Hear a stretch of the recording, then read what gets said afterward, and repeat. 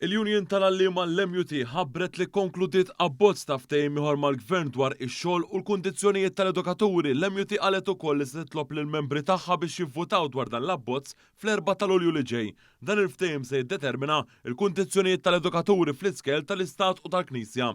Il-Gvern kien permezz tal-Prim Ministru Robert Abela u l-Ministru għall-Edukazzjoni Clifton Grima sostna kemm il-darba li f'dan il-pakkett propost l-edukaturi se jkollhom l-aħjar pakkett finanzjarju.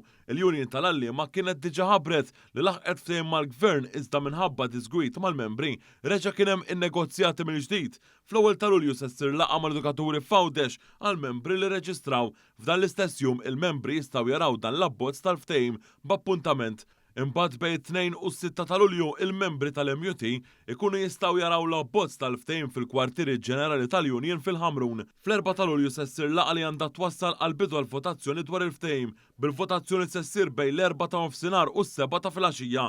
Aktar kmieni dan ix-xahar il-President tal-MUT Marco Bonnici kien talab biex jestendi it-terminu tiegħu għal 6 xhur oħra u talab li jibqa' 6 xhur oħra President tal-MUT fejn fit-talba tiegħu lill-membri tal-Union għal irid ikollu iż-żmien jinnegozja il-ftehim settorjali għall-edukaturi.